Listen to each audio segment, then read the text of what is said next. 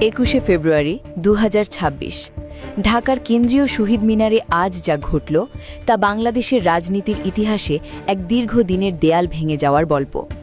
প্রথমবারের মতো বিরোধী দলীয় নেতা এবং আমিরে জামাত ডাক্তার শফিকুর রহমানের নেতৃত্বে জামায়াতে ইসলামী শহীদ মিনারের শহীদদের প্রতি শ্রদ্ধা নিবেদন করেছে। কিন্তু চমক শুধু ফুল দেওয়াতে নয়, বরং সেখানে দাঁড়িয়ে শহীদদের রুহের মাগফরাত কামনায় হাত তুলে করা সেই মোনাজাত আজ আলোচনার কেন্দ্রবিন্দুতে।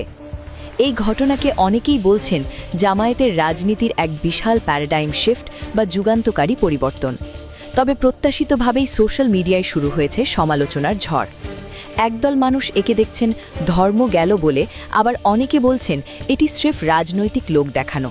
কিন্তু আবেগ সরিয়ে রেখে যদি বাস্তবতার চশমায় দেখেন, তবে বুঝতে পারবেন এটি কেন বাংলাদেশের রাজনীতির জন্য একটি master stroke.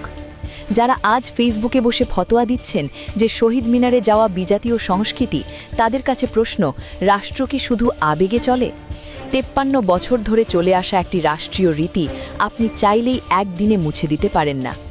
Doctor Shafiqur Rahman আজ প্রমাণ করেছেন, আপনি যদি মূলধারার রাজনীতিতে টিকে থাকতে চান, তবে আপনাকে রাষ্ট্রের পালস বুঝতে হবে। তিনি ফুল দিয়ে যেমন রাষ্ট্রীয় প্রোটোকল মেনেছেন, তেমনি সেখানে দাঁড়িয়ে দোয়া করে নিজের ইসলামী পরিচয়কেও সম্মানিত রেখেছেন। একেই বলে রাজনৈতিক প্রজ্ঞা। মজার ব্যাপার হলো, যারা আজ জামায়াতকে ছবক দিচ্ছেন, তারা কিন্তু বড় বড় নেতার শপথ অনুষ্ঠানে গিয়ে ঠিকই হাজিরা দেন। তখন কি ইসলাম বিপন্ন হয় না? এই হিপোক্রেসি বা দ্বিচারিতা আসলে রাজনৈতিক দেউলিয়াত্ব ছাড়া আর কিছুই নয়। রাজনীতি কোনো মসজিদের মেম্বার নয় যে আপনি শুধু ওয়াজ করে চলে আসবেন। এটি একটি রণাঙ্গন, যেখানে আপনাকে টিকে থাকার জন্য কৌশল বদলাতে হবে। ডাক্তার শফিকুর রহমানের এই পদক্ষেপের 3টি বড় রাজনৈতিক গুরুত্ব আছে। প্রথমত, এটি সেকুলারদের সেই দীর্ঘদিনের সাজানো মিথ্যা বয়ানকে এক নিমিষেই ধুলোয় মিশিয়ে দিয়েছে যে জামায়াত জাতীয় দিবসগুলোকে সম্মান করে না। দ্বিতীয়ত, নতুন প্রজন্ম বা জেনজি, যারা চরমপন্থা নয় বরং যুক্তি পছন্দ করে, তাদের কাছে জামায়াতকে একটি আধুনিক ও সহনশীল দল হিসেবে উপস্থাপন করেছে। আর তৃতীয়ত, ইতিহাসে প্রথমবার ভাষা দিবসে আনুষ্ঠানিকভাবে ভাষা শহীদদের কবর জিয়ারত এবং শহীদ মিনারে দাঁড়িয়ে মোনাজাত করার মাধ্যমে তিনি রাষ্ট্রীয় কাঠামোর ভেতরেই একটি ইতিবাচক ইসলামী সংস্কৃতির সূচনা করেছেন। রাজনীতিতে যারা গোয়ারতুমি করে, তারা আর যাই হোক কোনো দিন সফল হতে পারে না।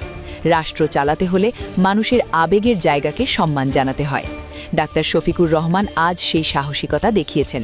তিনি বিচ্ছিন্ন হয়ে থাকার বদলে জনগণের কাতারে মিশে যাওয়ার পথ বেছে নিয়েছেন। ফতোয়াবাজদের কথায় কান না দিয়ে দেশের বৃহত্তর স্বার্থে জামায়াতের এই ইনক্লুসিভ রাজনীতিকে সাধুবাদ জানানোই এখন বাস্তবসম্মত। প্রিয় দর্শক, আমিরে জামাতের এই ঐতিহাসিক পদক্ষেপকে আপনি কিভাবে দেখছেন? এটি কি জামায়াতের রাজনীতির নতুন দিগন্তের সূচনা, নাকি স্রেফ সাময়িক কৌশল?